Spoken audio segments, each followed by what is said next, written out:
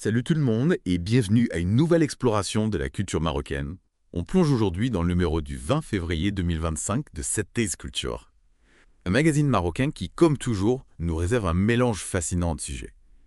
Figurez-vous qu'on va parler de la rénovation d'une place emblématique, d'un coup de gueule, d'un humoriste célèbre et même d'un prix littéraire pour les jeunes lecteurs prêts pour le voyage. Ah oui, ça promet d'être intéressant. Bah, où on commence? Eh bien, commençons par quelque chose de grandiose, la place Gemma El Fena à Marrakech. Apparemment, elle s'apprête à subir une transformation majeure. Ah oui. Pas juste un petit coup de peinture, hein. Oh. On parle d'un projet à 63 millions de dirhams. Oui, c'est un projet colossal. L'idée, c'est de moderniser les infrastructures, hein. Vous savez, le pavage, l'éclairage, l'assainissement, tout ça, mais sans toucher au charme historique de la place. C'est un sacré défi. Ah oui, c'est un peu comme si on essayait de faire entrer Gemma El Fena dans le 21e siècle sans lui faire perdre son âme. Mais concrètement, ça va changer, quoi, pour les gens qui s'y promènent. Il y a plusieurs changements importants. Par exemple, ils vont déplacer la station des Kouchi. Vous savez, ces calèches traditionnelles. L'objectif, c'est de fluidifier la circulation et de donner la priorité aux piétons. D'accord, donc on modernise l'espace tout en essayant de le rendre plus agréable pour les visiteurs. Mais est-ce que ça ne risque pas de dénaturer l'ambiance si particulière de la place? Je veux dire, les Kouchi, ça fait partie du folklore, non? C'est une question que beaucoup se posent. Est-ce qu'on peut vraiment moderniser un lieu aussi chargé d'histoire sans le dénaturer? Ce qui est sûr, c'est que ce projet s'inscrit dans une volonté plus large de revitaliser toute la médina de Marrakech. N'oublions pas qu'elle est classée au patrimoine mondial de l'UNESCO, donc les enjeux sont importants. En parlant d'UNESCO, le magazine mentionne aussi le 20e anniversaire de l'inscription de Mazagan au patrimoine mondial. C'est une autre ville marocaine avec une histoire fascinante. Absolument. Et une journée d'échange est prévue pour marquer l'occasion. C'est important de célébrer ces sites historiques et de réfléchir à leur préservation. Bon, on passe maintenant à un sujet un peu plus, disons, frustrant.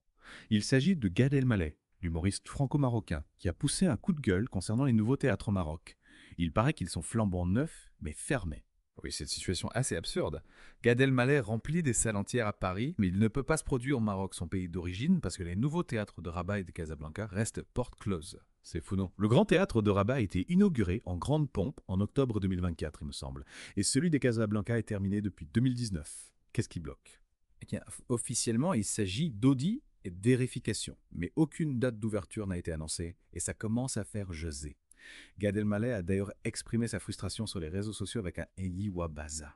Bien senti. Ah oui, le fameux Iwa Baza. On imagine bien la frustration des artistes et du public. Ces théâtres représentent un investissement considérable et ils restent désespérément vides. Exactement. Et cette affaire soulève des questions plus larges sur la gestion des infrastructures culturelles au Maroc. Pourquoi ces théâtres ne sont-ils pas accessibles au public? Y a-t-il un manque de transparence? C'est un sujet qui mérite d'être creusé. D'ailleurs, le magazine mentionne aussi une journée d'études sur la politique culturelle au Maroc. On dirait qu'il y a beaucoup de choses à revoir dans ce domaine. Oui, il y a un vrai débat sur la manière de rendre la culture plus accessible à tous les Marocains. C'est un sujet crucial pour le développement du pays. Bon, on a parlé de ces grands projets, ces espaces imposants. Mais la culture, c'est aussi l'intime, le plaisir de la lecture. Et justement, il y a un article sur le prix des jeunes lecteurs au Maroc. Ah oui, la 10e édition. C'est un événement important pour la littérature marocaine, vous savez. Il met en avant les jeunes talents et encourage la lecture chez les plus jeunes. Et comment ça se passe ce prix? C'est un jury de spécialistes qui choisit les gagnants. Pas du tout. Ce qui est intéressant avec ce prix, c'est que le jury est composé de jeunes lecteurs. Imaginez un peu 53 lecteurs issus de 12 clubs de lecture à travers le Maroc qui ont lu et évalué 150 ouvrages. Waouh, ça c'est de la lecture intensive. Et quels sont les livres qui ont séduit ces jeunes critiques littéraires? Alors dans la catégorie roman, le prix a été décerné à Meur. J'ai vécu 300 ans de Mohamed Abida. Et pour la poésie, c'est à Ak, La Terre infestée de Mouklis Guir qui a remporté la palme. Deux titres qui donnent envie d'en savoir plus, en tout cas. On sent que la littérature marocaine est bien vivante avec des auteurs qui explorent des thèmes variés et qui osent des formes nouvelles. Tout à fait. Ce prix, c'est une belle vitrine pour la richesse et la diversité de la création littéraire au Maroc. En parlant de diversité culturelle, le magazine évoque aussi un festival de musique nyawa qui s'est tenu à Marrakech. La musique nyawa, c'est vraiment quelque chose de spécial avec ses rythmes envoûtants et ses trans mystiques. Ah oui, le Festival des Nuits Shabana. C'est un événement qui célèbre le patrimoine immatériel marocain et qui attire des milliers de spectateurs chaque année. Et c'est une musique qui voyage bien au-delà des frontières du Maroc. On la retrouve dans des festivals de musique du monde entier. Absolument. La musique Nahwa a conquis un public international. C'est un bel exemple du rayonnement de la culture marocaine à travers le monde. Bon, on a beaucoup parlé du Maroc, mais il y a eu aussi un article sur la coopération culturelle entre le Maroc et la France. Il paraît qu'il y a eu des accords signés récemment. Oui, c'est une série d'engagements qui vise à renforcer les échanges culturels entre les deux pays. Et ça concerne quel domaine?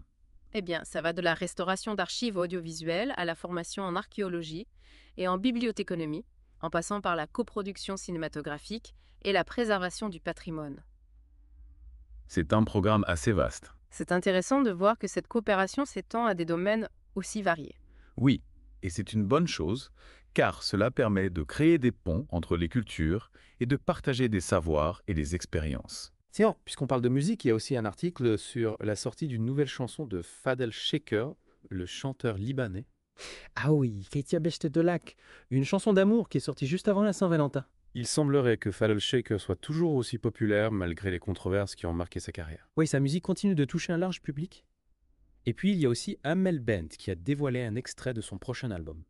Ah oui, j'ai entendu parler de Paliste, cette ballade mélancolique qu'elle a coécrite avec Vianney Vita et Renaud Rebillot. Ça promet d'être un album chargé en émotions, surtout qu'il marque ses 20 ans de carrière. Exactement. Et elle a d'ailleurs annoncé une grande tournée pour 2026 avec un concert exceptionnel à l'Accor Arena de Paris. Bon, avant de passer à autre chose, j'aimerais revenir sur le projet de réaménagement de la place Jemaa El Fna. On a parlé du budget colossal, mais je me demandais, est-ce qu'il n'y a pas un risque de dénaturer la place avec tous ces travaux? C'est une question légitime. Certains craignent que la place perde son authenticité avec la modernisation des infrastructures. Oui, parce que Jemaa El Fna, c'est plus qu'une simple place. C'est un lieu de vie, un carrefour de culture, un spectacle permanent. Est-ce que tout ça ne risque pas de disparaître avec la modernisation? C'est en défi de taille, c'est certain. L'enjeu est de trouver un équilibre entre la nécessité de moderniser les infrastructures et l'importance de préserver l'âme de la place. C'est vrai un lieu unique au monde. Jemaa El Fna, un véritable microcosme où se mêlent tradition et modernité.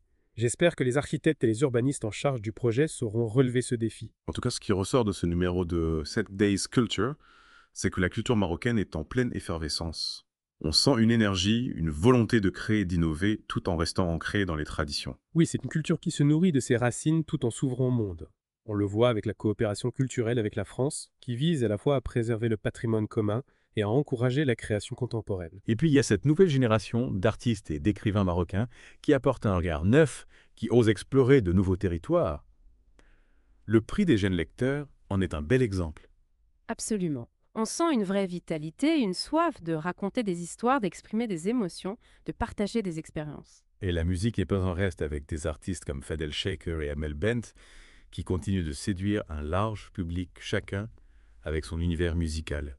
Oui, la musique est un langage universel qui transcende les frontières. Elle permet de créer des ponts entre les cultures et de toucher le cœur des gens. Au final, ce qui me fascine dans la culture marocaine, c'est sa capacité à se réinventer sans cesse, à s'adapter aux changements, tout en restant fidèle à ses valeurs. C'est une culture riche, complexe, pleine de contrastes, qui ne cesse de nous surprendre et de nous émerveiller.